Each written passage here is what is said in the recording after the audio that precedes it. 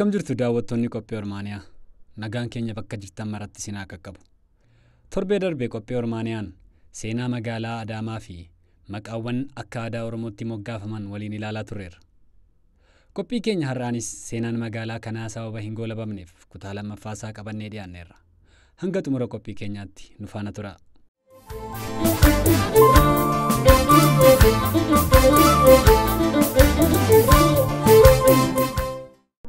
Dr. Ali Birraa.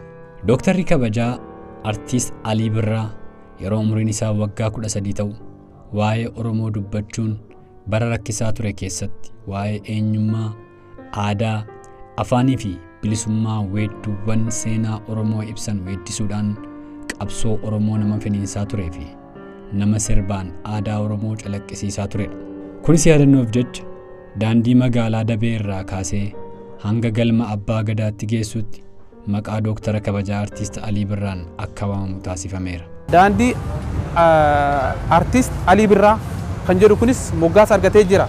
Innis artistoota jiran keessaa artistiin kun artistii hangafa kan ta'e bara afaan Oromoo yoo dubbatame akka saalfitti reediyoodhaan yoo darbe reediyoon hin caba. Bara afaan Oromoo afaan saayinsii fi teekinooloojiin taane sanitti, afaan miidiyaan taane sanitti, afaan qo'annoo fi qorannoon taane san keessatti artistiin kuni manni Abbaa Gadaa eessaa dhaqeetan galma isaa jajjabeessaa taa'eetan seenaa isaa babarreessa jedhee nama seenaa olaanaa gaggeesse waan ta'eef isaaf mala jedhamee qoraddoodhaan mirkanaa'ee daandii Artiist Dr. Kabajaa Ali Birraa jedhamee mogga'ee jira jechuudha.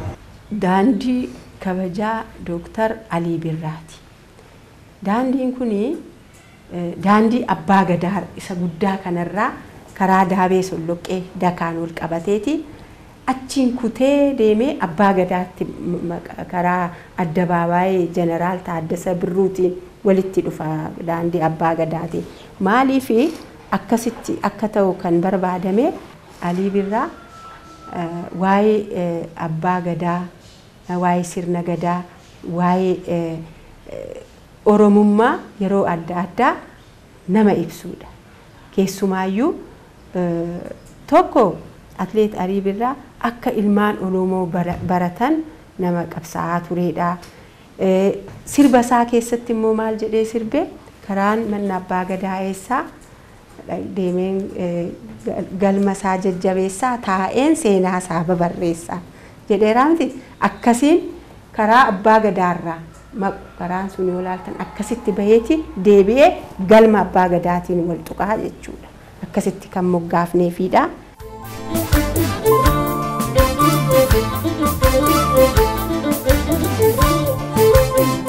Elemoo Qilxuu. Hasan Ibrahim maqaa qabsoo Elemoo Qilxuu jedhamuun qabsoo finiinsaa tureera. Namni kun nama daldalaanis qabsoodhaanis beekamaadha. Gootni Elemoo Qilxuu sirna gita bittaaf harkan kennu jechuun Harargeetti dhukaasa qawwee eegaleen gootichi Oromoo saba isaatiif wareegame. Daandiin Minjaar Godaanaa. Yaadannoo isaaf jecha daandiin Minjaar Godaanaa daandii Elemoo Qilxuutti moggaafameera. Daandiin Elemoo Qilxuu akkuma beektan duraan gamoo Elemoo Qilxuu kan jedhamu jira. Beektanitti giddugala gabaa. Giddugala gabaa Elemoo Qilxuu sana maqaa kanaan moggaafneerraaf isumatti fufnee karaa Minjaar Godaanaa jedhamu tokko jira achiin karaa sanaan daandii Elemoo Qilxuu jedhame goota Oromootiinis kanaaf maqaan kun kennameeraa fi Adaamaa Buttaa namni jedhamu nama magaalaa Adaamaa hundeessuu keessatti gahee olaanaa fudhate keessaa isa tokkodha. Kanaaf maqaan daandii baankii Awaash irraa kaasee hanga daandii Abbaa Gadaatti jiru daandii Adaamaa Buttaa jedhamee akka waamamu taasifameera. Daandii Adaamaa Buttaati. Maaliif daandii Adaamaa Buttaa jedhame kan jedhamu kun daandiin kun fuuldura karaa baankii Awaash akkana kutee deemu. Bulchiinsa waajjira kantiibaa bulchiinsa magaalaa Adaamaa achiin kutee kan deemudha. Adaamaa Buttaa kun dursa magaalaa Adaamaa keessatti nama jiraataa ture. Jiraataa magaalaa kanaatiifis maqaan akka kennamuuf waan jedhameef maqaan kun kan moggaafameedha.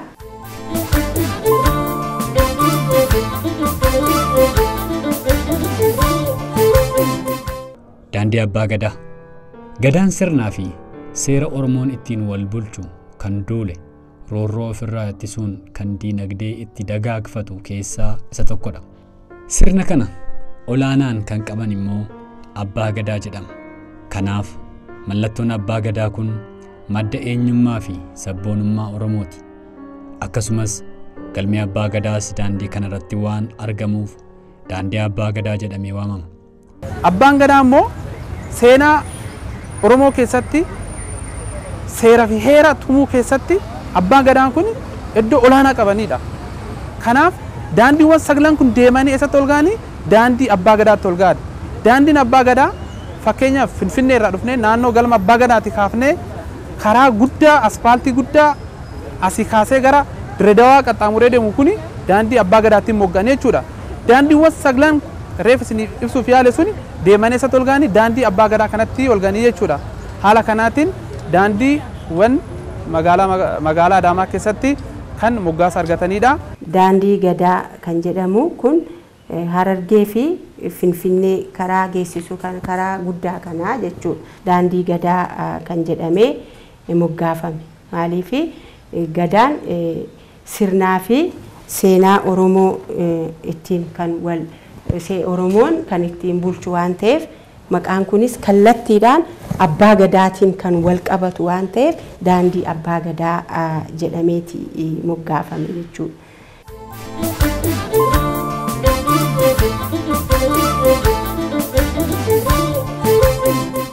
Egaan kabajamtoota hordoftoota keenya akkuma daawwataa jirtan seenaa magaalaa Adaamaa irratti wantoota baay'ee waliin ilaalaa turreerra. Egaa magaalaan Adaamaa wantoota sirreeffamaa jiran gara sirna gadaatti gara seenaa aadaa Oromootti fidaa jirtu wantoota hedduudha kan isheen qabdu yeroo dhiyoositti. Maqaawwan kanaan dura sirnoota darbaniin jijjiiraman hedduun isaallee gara afaan Oromootti deebi'ee akka itti waamamaniif wantoonni hojii hojjetamaa jiran yookaanis jalqabbiin jiru baay'ee kan namatti toluu fi kan bareedudha. Egaa kanarratti dabalees addabaabaayyiiwwan jiran kan maqaa gootota Oromootiin moggaan sadiidha jechuudha kan magaalaa Adaamaa keessatti argamanii. Egaa Jeneraal Waaqoo Guutuun goota Oromoo kan seenaa Oromoo aadaa Oromoo guddisuudhaaf wareegaman keessaa nama isa tokkoof isa guddaadha. Oromoo birattis gootni Waaqoo Guutuu nama baay'ee jaallatamaaf beekamaadha. Kanaaf egaa magaalaan Adaamaas immoo maqaa goota kanaatiin addabaabaayii kan isheen moggaaste seenaa isaanii akka hin irraanfatamneef dhalootaa dhalootatti akka darbuufidha. Egaa addabaabaayyiiwwan hafan kan biraan ammallee jiru isaanis itti fufnee isin daawwachiifna. Isinis hanga xumuraatti nu faana turaa isin jenna. Turtii gaarii.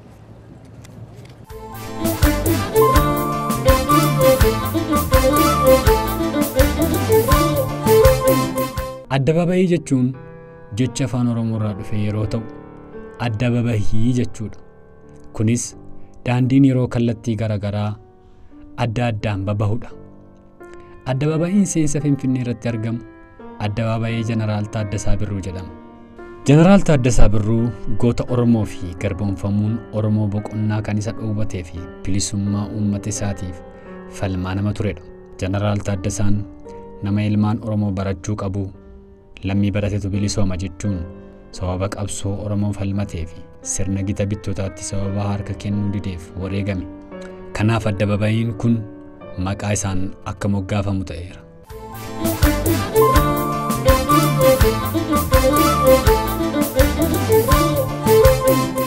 Addabaabayiin Jeneraal Waaqoo Guutuu kanneen haaraa moggaafaman keessaa isa tokko ta'ee Jeneraal Waaqoo Guutuu tokkummaa uummata Oromoo sirna darbaniin baduu fi sarbamuu dursee xiinxalee hubachuudhaan uummata Oromoo gurmeessuun tokkummaa babal'isaa turedha. Yaadannoo isaaf jecha addabaabayiin Jeneraal Waaqoo Guutuu magaalaa Adaamaa keessatti moggaafamee itti waamamaa jira.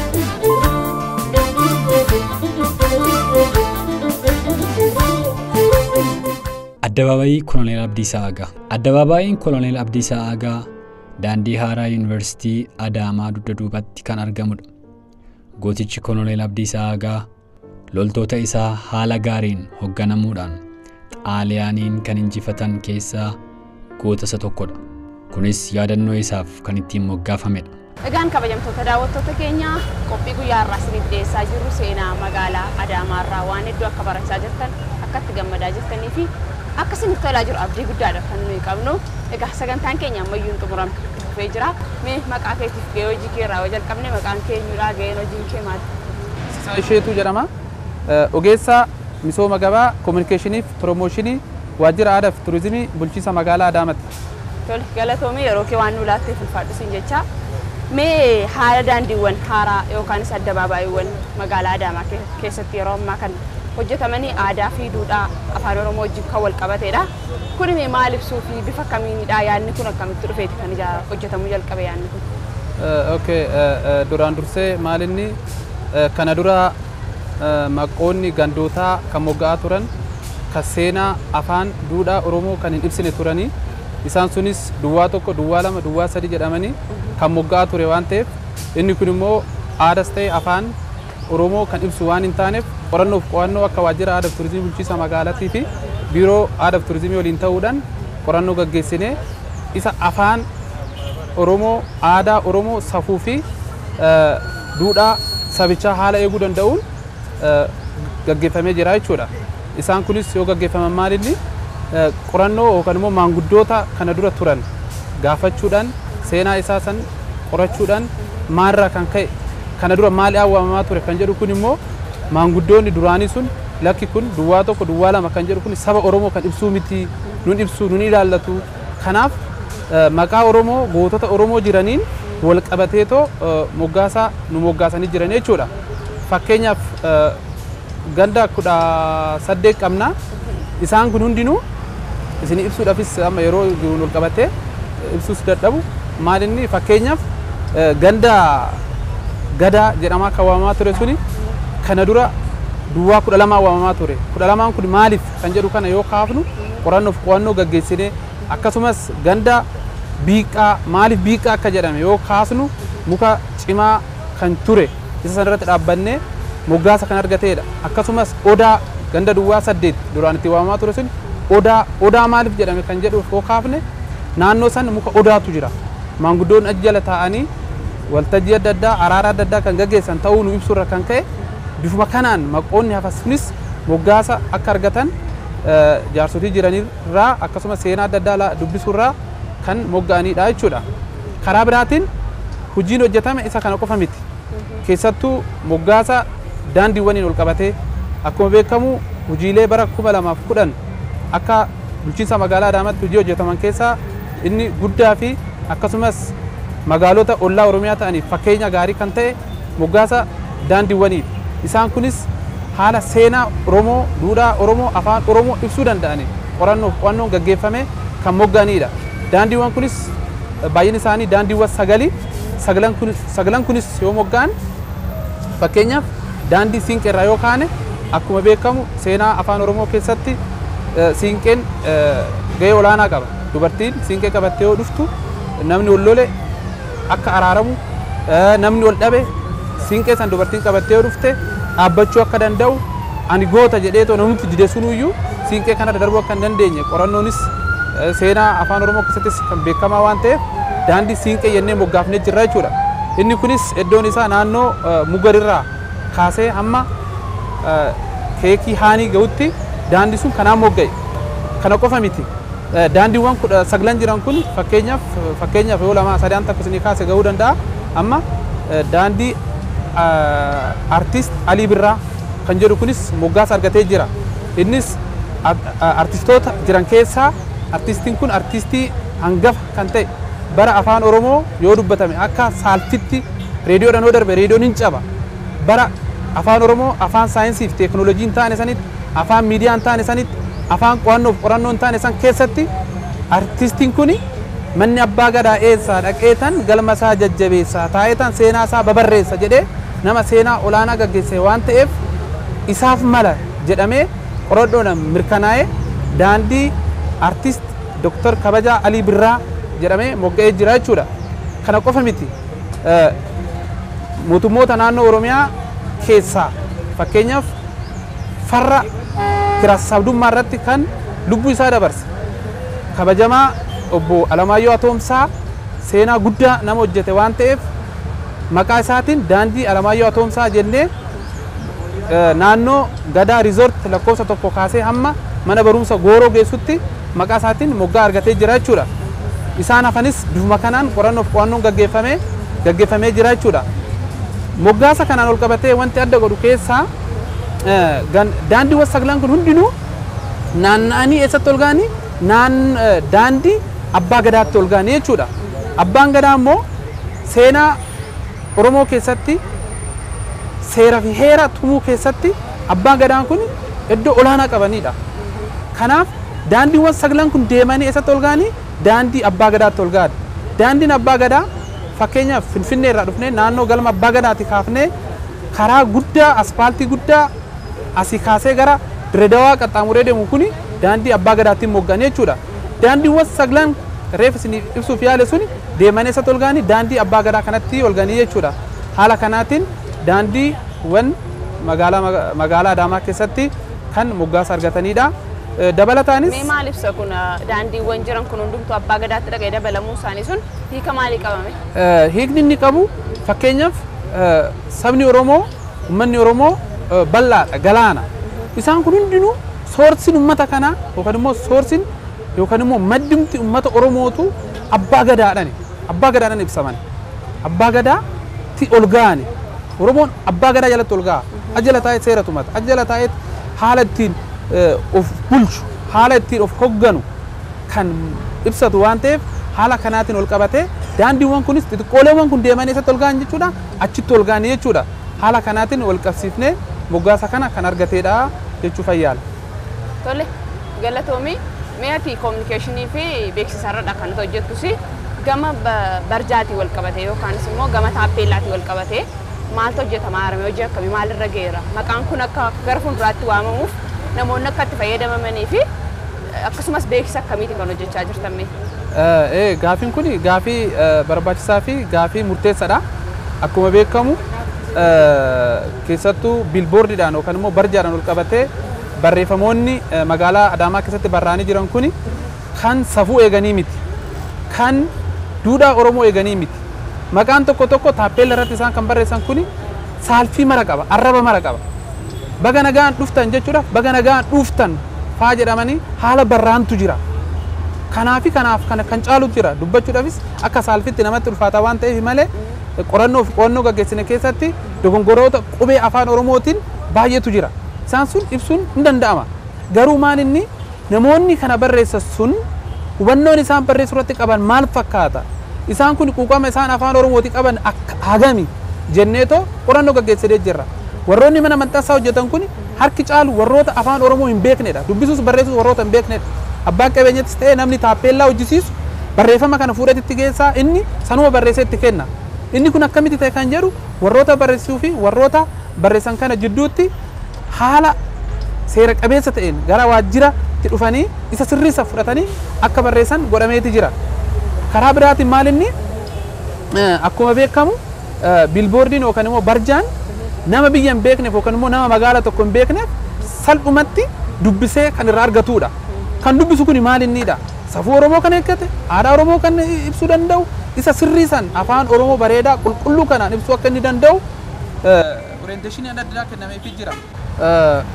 Kanaaf dhimmichi barjaa kun dhimma wal nama gaafachiisudha. Dhimma saba Oromoo kan immoo iyyuu afaan Oromoo guddisuu keessatti, duudhaa Oromoo babal'isuu keessatti, safuu sabichaa eegsisuu keessatti isa olaanaa qaba jechuudha. Kanaaf dogongoroota akkanaa kana hambisuuf jecha barreeffamoota qubee afaan Oromootiin dogongoraniitoo bakka bakkatti barraa'an kana sirreessinee abbaan qabeenyaa yookaan immoo abbaan taappeellaa san yookaan immoo barjaa san barreessifate akka sirreeffatu goosnee jirra jechuudha. Sana booda isa sirriisan ogeessa waajjira jirurraa dhufanii fudhatanii isa sirriisaniin barreeffatanii dogongoroonni sun yeroo ammaa kana dhibbatti rakkoo sun hin jiru jechuus baannu harki caalu salphatee jira jechuudha. Tol galatoomaa hojii bareedaadha kan isin hojjechaa jirtanii yeroo baay'ee dhuguma yeroo laalamu afaan Oromoo sirriitti miti kan barreeffamu inni kaan dabalamaa inni kaan hir'ataa kun immoo sirrachuu kan qabudha jechuudha. Mee kana gaamanumaan yoo darbine magaalaa Adaamaa maaltu adda godhame adda kan ishee godhu maaltu jira? Magaalaa Adaamaa wanti adda godhu keessaa tokko magaalota Oromiyaa jiran keessaa magaalaa guddoo fi magaalaa sadarkaa guddinaa keessatti argamtuudha. Akkasumas immoo namoonni hedduu yookaan immoo abbaan qabeenyaa hedduu magaalaa Adaamaa keessatti invest gochuu keessatti carraan jiru bal'aadha. Kunis maal inni tokko gama nageenyatiin akkuma beekamu yeroo adda addaa rakkoon biyyattii keessa jiru ol qabatee magaalaan Adaamaa nageenya ishiitiin kan dhugummaan baameef rakkoodhaaf yookaan immoo jeequmsa adda addaatiif kan saaxilamtee miti. Kanaaf namoonni garana dhufanii bashannanuudhaafis ta'ee waan qabasan asitti invest godhanii guddachuu keessatti haalli jiru tasgabbaa waan ta'eef tokko adda godhee ta'e yaada. Karaa biraatiin maalinni haalli qilleensi ishiitis baay'ee mijooftuudha. Keessattuu naannoo gannaa kana namoonni baay'een gara magaalaa Adaamaa kanatti dhufanii itti bashannanuu, itti boqotuu, itti waan adda addaa dalagatu. Inni kunis adda godha. Karaa sadarkaa sadaffaatiin immoo magaalaa Adaamaa wanti adda godhu keessaa tokko maalinni iddoo konferensiiti. Iddoo walga'iin adda addaa gaggeeffamuudha. Iddoo hawwatoota turizimii itti argamanidha. Isaan kuni magaalaa Adaamaa yookaan immoo magaalota Oromiyaa jiran keessaa kan adda ishii godhuudha jechuudha. Inni biraa maalinni akkuma beekamu caffeen walga'iin isaa asitti gaggeeffama. Akkasumas immoo hoteelonni nuti qabnu hoteelota sadarkaa isaanii eeggatanidha. Walga'ii yoo gaggeessan asumatti fudhatanii asumatti bashannananii waan barbaadan oduu fageenya fagoo hin deemin tajaajilamuu keessattis wal qabatee kallattii addaan yookaan immoo kallattii adda addaatiin ibsuu hin danda'ama waan ta'eef magaalaa Adaamaa gabaabumatti wantoonni adda godhan kana jedhee tayyaadha. Tolee galatoomee egaa magaalaan Adaamaa yeroo ammaa kana guddattee sadarkaa sirna gadaatiinis aadaa duudhaadhaanis dhuftee jirti. Mee kana caalaa immoo gara fuulduraatti biyya aadaa, biyya abbaa gadaa, biyya seenaa Oromoo mul'isu ta'uudhaaf dhalootarraa maal ta'e gama keessaniin maaltu hojjetamuu qaba, gama hawaasaatiin maaltu ta'uu qaba, gama miidiyaatiin, gama hundumaatiin gama kamiin yoo irratti hojjetametu caalaatti kana caalaa guddatee biyya abbaa gadaa ta'a. Gara xumuraatti immoo wanta jettu qabaatte yookaanis dhaamsa wanta dabarsitu jiraatu. Akkuma beekamu barris ta'e yeroon kan qeerrooti. Miidiyaan maalinni hojii qeerroo kana sirriitti ibsuu qaba, beeksisuu qaba. Maaliif jijjiirama kan fidee fi carraa kana arganneetoo nuti har'a as teenyee dubbachuun keenya nuuf isa olaanaadha. Kanaaf miidiyaan isa dhugaa ta'e san soqee fuudhee ta'u uummata gurra biraan ga'uu keessatti gahee guddaatu irraa eegama. Karaa biraatiin wanti ta'uu qabu maalinni magaalaa Adaamaa akkuma beekamu magaalaa guddoodha. Magaalonni birootis dhufanii too karaa adda addaatiin miidiyaan adda addaa karaa adda addaatiin dhufee magaalaa Adaamaa kana ibsuudhaaf maaltu jira? Maaliif namoonni gara magaalaa Adaamaa kana dhufan jedhanii haala gaafatuuti fi ibsuu keessatti filatamtuu ta'uu ishiiti.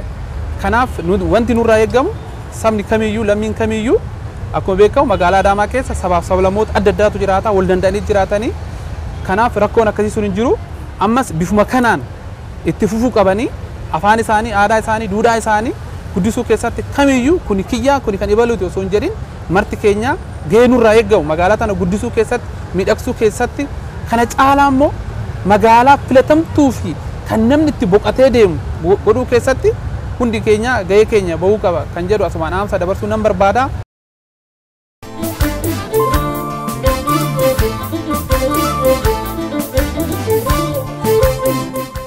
Magaalaa Adaamaa keessatti iddoowwan hawwata turizimii fi qabeenya uumamaa kanneen akka soodaree hurka bokkuu hawaasa naannichaaf bu'aa guddaa buusaa jiru. Bokkuun hurka uumamaan naannoo Adaamaatti argamuuf hawaasaaf tajaajila garaagaraa kennaa jirudha. Hurki bokkuu magaalaa Adaamaa irraa kiiloomeetira 10 fagaatee kan argamu ta'ee bara 1953tti akka argame kan nuun odeeffanne. Haalli uumama isaa dhakaalee uumamaa gidduudhaa dhohee kan ba'u yeroo ta'u dhukkuboota garaagaraatiifis dawaa ta'ee tajaajila kennaa jira.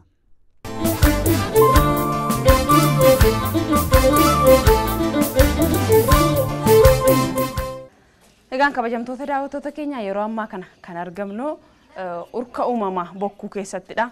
Urki uumamaa bokkuu dhukkuboota garaagaraa namoota adda addaarraa kan fayyisuu fi namoonni baay'ee faayidaa hedduu kan irraa argataa jiranidha. Tolee maqaan koo Raggaasaa Gammachuun jedhama. Hojii gaggeessaa dhaabbata urka uumamaa bokkuuti. Tole mee hurki kun akkamitti ba'uu dandeenya yeroo jalqabaatiif? Hurki kun egaa akka seenaa abboota irraa gaafannutti yeroo durirraa jalqabee lafa keessaa hurki asitti kan jiru ta'uu isaati. Garuu yeroodhaa gara yerootti faayidaan inni qabu guddachaa waan dhufeef faayidaa isaa kana caalmaatti uummanni karaa ijaaramaa ta'een tajaajila akka irraa argachuu danda'uuf mana amma agartan kana tartiibaan sadarkaadhaan irratti ijaaraa uummanni gaafa urka uumamaa kana tajaajila argachuudhaaf dhufu qorra biraatiif akka dhaamuun hin dandeenyetti ijaarameeti ka tajaajila kennaa jirudha jechuudha. Durumarraa qabee uumamaan ka jirudha. Kan guyyaa kana ba'ee guyyaa kana akkasitti dho'ee jedhamu osoo hin ta'in durirraa kaasee yeroo sirna Haile Sillaasee irraa kaasee kan jiru ta'uu isaati. Bara dheeraadhaaf jechuudha kan kanarra jiru. Mee faayidaan isaa maali? Horkii uumamaa bokkuu kun egaa faayidaan inni kennu yoo ilaalle karaa lamaan ilaaluu dandeenya. Tokko faayidaa namoonni erga dhukkubsatanii booda dhibee isaanii irraa wayyaa'uuf garana dhufan. Fakkeenyaaf warra dhibee narviitiin qabaman seelonni isaanii kan irratti adoodanii deemuu dadhaban miilaan ka socho'uu dadhaban garana dhufanii horkoo uumamaa kana guyyaa tokkoof lamaaf guyyaa tokko fudhatanii lamaaf fudhatanii sadiif afuriifis fudhatanii warri duraan deemuu hin dandeenye wasaasaadhaan wiinchariidhaan baatamanii dhufan ka haalli isaan itti kaa'anii deemantu jira jechuudha. Uumama waan ta'eef uumamumaan mineraaliin inni of keessaa qabutu jira oowwi kun. Qullaa keessa seenanii dafkisiisee dafkaan dhukkuba qorraa dhukkuba nervii jennu kana hunda isaa dafkaan keessaa baaseeti deebisee seeloonni qaama keenyaa warri duduwan sun akka isaan deemanii lubbuu godhatan godha jechuudha horki kun. Kanaaf namoonni baay'inaan hakiimonni gara kanatti illee ergani warri nervii irratti ogeessa ta'an namoota gara kanatti erganii akka isaan xiqqoo bayyaannatanii deebanii immoo karaa saayinsawaa ta'aniin isaan wallaanaman godha jechuudha. Qorraa warra qabames qorra wanni jennu karaa aadaatiin namoonni yeroo baay'ee qorra jedhu garuu keessa waan nama waraanu ceekuu nama waraanu keessa nama waraanu kana hundarraa'u as dhufanii urkaa kana gaafa guyyaa lama sadii tajaajila urkaa kan argatan fayyanii deemuu jechuudha namoonni baay'een isaanii. Qufaadhaafis utaalloodhaafis warri dhiibbaa dhiigaa qabu fakkeenyaaf hiddi dhiiga isaanii baay'ee jalaa dhiphatee karakkisuun gaafa as keessa seenan dafkaan zayitiin akka malee qaama keenya keessatti kolesterooliin jennu kuufame kun dafkaan akka inni baqee yaa'u godha. San booda dhiibbaan dhiigaa isaanii laallitti sirraa'u jira. Sukkaara wajjin wal qabateetis warri sukkaara isaanii baay'ee ol ka'e yeroo tajaajila kana argatan deebi'ee haalli inni itti irrataa deemuuf hin jira jechuudha. Kanaaf dhibee namaatiif fayyisuudhaaf tajaajila guddaa kennaa jira. Karaa biraatiin immoo namoonni uumamumaan akka istiimii magaalaa jennu sun kun naachuraal istiimii uumama horka uumamaa waan ta'eef bareedinaafis warri dhufanii itti fayyadamanii jiru. Qaamni isaanii warri caccabame warri yeroo baay'ee yeroo dheeraa ta'an gaafa ol ka'an deemuu gaafa dadhaban as dhufanii gaafa wanni jedhan baay'ee tajaajila irraa argatanii jechuudha. Kanaaf bareedina qaamaatiifis gogaan qaama isaanii bareedina isaa eegee akka turu istiimii karaa ammayyaatiin magaalaa keessatti fudhannu caalaa uumama waan ta'eef san caalaa faayidaa guddaa qaba jechuudha. Kanaaf erga dhukkubsatanii qofa osoo hin ta'in osoo hin dhukkubsatiinis bareedina qaamaa eeguuf qaamni dhiigni qaama isaanii sirriitti akka deemu gochuudhaaf namoonni karaa lamaan kanaan as dhufanii tajaajila argataa jiru. Yeroodhaa gara yerootti horki uumamaa kunis xiqqaarraa ka'ee bal'ataa deemaa jira. Kana waliin kan wal qabatu tajaajila sukkuummaa kennamuu qaba jedhanii fedhiin uummataa dabalaa waan dhufeef tajaajila sukkuummaallee kana biratti daballee jirra. Horka uumamaa asittiin argatu tajaajila sukkuummaatis uumamaan namaan. Ijoollee leenjii fudhatan leenjifne isaaniinis tajaajila kana kennaa jirra. Walumaa galatti egaa horki uumamaa bokkuu kun naannoo Oromiyaa magaalaa Adaamaa ganda bokkuu shanan keessatti kan argamuu fi guyyaarraa namoota giddu galeessaan 200 hanga 300 guyyaatti as dhufanii fayyadamuu jechuudha. Deddeebisnee itti fayyadamanii konkolaataa bitnee sarviizii kenninaa fi warri immoo guyyaa 2-3 buluu barbaadan immoo tajaajilli ciisichaas waan jiruuf asitti bulanii tajaajila argatu. Gaafa bulan eessaa nyaata nyaatan ka jedhaniifis kaaffeen ni jira. Tajaajila kaaffeen kenninaa fi tajaajila mana ciisichaan kenninaa, tajaajila geejjibaan kenninaa fi maasaajii fi horkii uumamaa kun immoo bu'uurarraa uummanni biyya keenya keessaas biyya alaatis biyyoota adda addaa irraa guyyaatti akkuma isiniin jedhe naannoo nama 200 hanga 300 dhufee tajaajila argataa jira. Hojjetaan kontoraataaf dhaabbiidhaan hojjettoota 47f carraa hojii uumee isaan kun carraa hojii uumuu keessatti illee gahee guddaa kan qabaachaa jiru ta'uu isaati horka uumamaa bokkuu. Namoonni horka bokkuu irraa fayyadamoo ta'an akkas jechuun waa'ee horka bokkuu dubbatu. Ani iddoo kana erga dhufuun calqabe gara waggaa 33 gahee jira. Iddoo kanatti waan baay'een irraa argadhe duraan dursa yaa'u narvii kan jedhanii nan dhufe saniin alatti immoo qorra saniin ala miila kooti kufee jilbi kiyya baay'ee na miidhame isaaf akka fudhadhu dhufe as naa kanaafan amma asitti deddeebi'aa jira waan gaariis irraa argadhee jira. Maqaan koo Adaama jedhama. Kanarraa kanan fayyadame duraan miilaan dhukkuba ture. Falootii kanarraa deddeebi'ee fayyadamuudhaan dhibee sanirraa fayyee jira. Ani amma dhiigni koo baay'atee ture. Miila kootis fayyee dhiigni kiyyas immoo hir'atee jira. Nafa koo seeran akka gaariitti yaa'u jechuun dhaabbii keewwatiif akka ulfinni kiyyan daballe akka gaariitti as yoo dhufe sirraayitaan asii deema jechuudha. Ani naasas naannuma Adaamaa kanarraa hin dhufa. Yeroo baay'ee hin dhufa. Qorra nafa kiyya keessa miila naqabee ture. Isarraa kanuma fayyadamuudhaan fayyee jira. Amma ana bichaa miti nama baay'eetu asitti faayidaa kana itti fayyadamaa jira. Warri riihii qabu jira, sukkaarri jira, warri amma yeroo ammaa kana keessatti immoo diiskimansharaata kan jedhan lafeerraa kan ka'u lafeen isaanii goggogee asitti kan fayyan nama beekamtamu asitti kan fayyan argee jira. Maaliif waan iddoo kanatti deddeebi'aa jiruuf waan baay'eerraa kan fayyadame jira jechuudha. Mana yaalaattis deemee yeroo baay'ee fayyuu hin dandeenye garuu asiin dafqaan bahee baay'een fayyadame. Anuma akka nu fayyadamne kanatti namni dhibaman namni rakkoo akkanaa qabu rakkoodha lukti isaanii harki isaanii dugdi warri qabamee jiru odoo dhufanii kana fayyadamanii gaariidhaan jedha.